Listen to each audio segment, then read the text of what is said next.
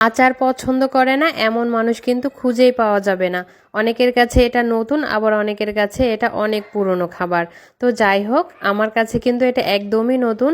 গরুর মাংসের আচার তৈরি করব আজকে। আর এই মাংসের আচারটা আমি প্রথমবার তৈরি করেছি, আর খেয়েও আলহামদুলিল্লাহ অনেক তৃপ্তি পেয়েছি। তো যেহেতু মাংস সব সময় রান্না করা থাকে না, তো এভাবে যদি একটু আচার বানিয়ে রাখা যায়, তো যখন তখন কিন্তু খেতে মন চাইলেই আচারটা নিয়ে খাওয়া যায়। আর এই আচারটা কিন্তু অনায়াসে 1.5 থেকে 2 মাস পর্যন্ত আপনারা বাইরে রেখে খেতে পারবেন, তারপর নর্মাল ফ্রিজে রেখে কিন্তু অনেক দিন খেতে পারবেন। কিচ্ছু হবে না, শুধু মাঝে মধ্যে একটু আচারটা রোদে দিতে হবে আর পরিমাণ মতো তেল দিয়ে রাখতে হবে। তো চলুন আজকে গরুর মাংসের আচারের রেসিপিটি আপনাদের সাথে শেয়ার করি। এখানে আমি গরুর মাংস নিয়েছি প্রায় 3 পোয়ার মতো। তো এখানে ছোট ছোট করে নিয়েছি, এখানে কিন্তু কোনো চর্বি নেওয়া যাবে না, শুধু সলিড মাংসটাই এই আচারের ক্ষেত্রে ব্যবহার করতে হবে। তো আমি এখানে ধুয়ে পরিষ্কার করে নিয়েছি। তারপর এখানে মশলাগুলো দিয়ে দেব। এখানে আদা রসুন বাটা আছে, পেঁয়াজ বাটা 1 চা চামচ করে দিয়েছি, জিরা গুঁড়াও দিয়েছি 1 চা চামচ, আর গরম মশলাটাও আমি গুঁড়া করে নিয়েছি। এটা আস্ত দিব না, তো গরম মশলাটা ভালো করে গুঁড়া করে এখানে 1 চা চামচ দিয়ে দিলাম। দিয়ে দিচ্ছি এখানে গোলমরিচ, গোলমরিচ দিয়েছি কয়েকটা, পরিমাণ মতো হলুদ দিয়েছি, আর স্বাদ মতো লবণ দিয়েছি। তো মশলাগুলো দিতে হবে কিন্তু একটু বুঝে, যাতে খুব বেশি বেশি না হয় আর কমও না হয়। মরিচের গুঁড়া দিয়েছি, আর একটা তেজপাতা এরকম ছোট ছোট করে চিড়ে তারপরে দিয়েছি। আর দিলাম হচ্ছে গিয়ে এখানে সরিষার তেল, সরিষার তেলটা দিয়ে এখন কাজ শুধু এটাকে ভালো করে একটু মাখিয়ে নিতে হবে। আপনি এই মাখানোর কাজটা হাত দিয়ে করতে হবে অবশ্যই, আর যত ভালো মাখাবেন এই মাংসের ভিতরে কিন্তু মশলাগুলো তত সুন্দরভাবে ঢুকে যাবে। আর এই আচার খেতে কিন্তু অনেক বেশি ভালো লাগবে। এটা যেহেতু আচার, রান্না করা মাংস না, তো মাংসের ভিতরে মশলা ঢুকে গেলে কিন্তু বেশি ভালো হয়। তো হাতটা ধুয়ে আমি অল্প করে পানি দিয়েছি, যেহেতু হাতে মশলা ছিল। আর এই মাংসটা কিন্তু এই পানিটা দিয়েই সেদ্ধ হয়ে যাবে। মাংস থেকে যেহেতু পানি ছাড়ে, তাই এক্সট্রা কোনো পানি দেওয়ার কোনো দরকার নেই। এই যে পানি বের হয়েছে দেখতে পাচ্ছেন, এই পানি দিয়েই কিন্তু মাংসটা খুব ভালোভাবে সেদ্ধ করে রান্না করে নিতে হবে। তো আমি ভালো করে নাড়াচাড়া করে ঢেকে দিয়েছি, পানিটা শুকনো পর্যন্ত এটাকে কষিয়ে নেব। তো কষানোর প্রায় শেষ পর্যায়ে দেখুন উপরে তেল উঠে আসছে। তো আমি এখন দেখাচ্ছি, দেখুন মাংসটা খুব ভালোভাবে সেদ্ধ হয়ে গেছে, আর ঝোলটা কিন্তু একদমই টেনে গেছে। এখানে যে এতটুকু ভেজা ভেজা আছে, সেই ভেজা ভেজাটুকু রাখা যাবে না, তো এটাকে পুরোটাই শুকিয়ে নিতে হবে। আমি আরও 10 মিনিটের মতো এটাকে জাল দিয়ে এই ঝোলটা পুরোপুরি শুকিয়ে নেব।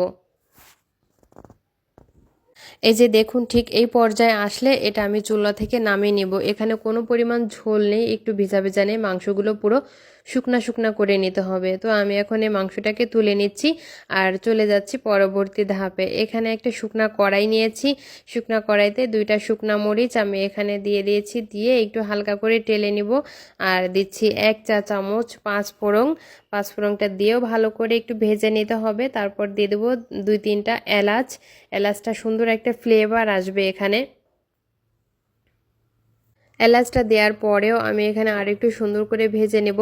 মশলাটা খুব সাবধানতার সাথেই ভাজবেন, যেহেতু পুড়ে না যায়। পাঁচফোড়ন পুড়ে গেলে কিন্তু পুরো আচারটাই তেতো লাগবে, খেতে ভালো লাগবে না। তো মশলাটা উঠিয়ে আমি গুঁড়ো করে নেব। আর এখানে দিয়ে দিচ্ছি সরিষার তেল। অবশ্যই কিন্তু সরিষার তেল ব্যবহার করবেন পুরা রান্নার ভিতরে, কোনো রকম সয়াবিন তেল দেবেন না, তাহলে কিন্তু আসল যে আচারের যে টেস্ট ওইটা পাবেন না। তো তেলের ভিতরে শুকনা মরিচ আর এলাচ দিয়েছি, আর দিয়েছি এখানে আস্ত রসুনের কোয়া। এই রসুনগুলোকে একটু হালকা করে ভেজে নিতে হবে, খুব বেশি ভাজার দরকার নেই। এই 1 থেকে 1.5 মিনিটের মতো এই মশলাগুলোকে একটু ভেজে নিয়ে তারপর এখানে যে মাংসটা আমি তুলে রেখেছিলাম সেই মাংসটা দিয়ে দিব। দেখুন মাংসের ভিতরে কিন্তু কোনো রকম ঝোল পানি কিচ্ছু নেই, একদম শুকনো মাংস মশলা সহ এই তেলের ভিতরে দিয়ে দিয়েছি। আর এখানে আছে তেঁতুলের কাত, আমি তেঁতুলটাকে আগে থেকে ভিজিয়ে রেখেছিলাম পানি দিয়ে, সেখান থেকে 3 থেকে 4 চামচের মতো তেঁতুলের কাত দিয়ে দিলাম। আপনারা চাইলে কিন্তু এখানে নতুন তেঁতুলটাও ব্যবহার করতে পারবেন। তো আমার কাছে পুরানো তেঁতুল ছিল, যেহেতু কালো হয়ে গেছে দেখেই কিন্তু বোঝা যাচ্ছে যে এটা পুরানো তেঁতুল। তো যে মশলাটা আমি গুঁড়া করে রেখেছিলাম সেই মশলা থেকে 1 চা চামচ মশলা দিয়েছি, আর এখানে 1 ফালি লেবু আছে, তো লেবুটা ভালো করে চিপড়িয়ে রসটা দিয়ে দেবো। এখানে 1 চামচের মতো হয়েছে লেবুর রস, তো দিয়ে একটু ভালো করে নাড়াচাড়া করে দিয়ে এটাকে সুন্দর মতো রান্না করে নিতে হবে, ঠিক আমরা অন্য অন্য আচার যেভাবে করি সেরকমই। তো লাস্ট পর্যায়ে আমি এখানে দিয়ে দিলাম 1 চা চামচ গরম মশলা গুঁড়া। গরম মশলা গুঁড়াটা দিলে কিন্তু অনেক ফ্লেভারফুল হয়, যে কোনো রান্না বলুন আচার বলুন। তো দিয়ে আমি এটাকে নাড়াচাড়া করে আরও 5 মিনিটের মতো রান্না করে নিয়েছি। আর লাস্টে দেখুন আমার আচারটা কিন্তু তৈরি হয়ে গেছে। আর মাশাল্লাহ চেহারাটা কত সুন্দর লাগছে। আচারের রসুনগুলা দেখুন একদমই আস্ত আছে, গলে যায়নি, মাংসটাও খুব ভালোভাবে সেদ্ধ হয়ে গেছে। আর এটা দেখতে যতটা লোভনীয় লাগছে, খেতে কিন্তু মাশাল্লাহ অনেক মজা হয়েছিল। আর আমার তো যখন তখনই মাংস খেতে মন চায়, তো সব সময় যেহেতু মাংস রান্না থাকে না, তো আচার থাকলে সুবিধা হয় কি যে একটু আচার নিয়ে ভাত খেয়ে নিলাম, হয়ে গেল। তো দেখুন এই যে রসুনটা কত ভালোভাবে সেদ্ধ হয়ে গেছে, আমি একটু আপনাদের দেখিয়ে দিচ্ছি।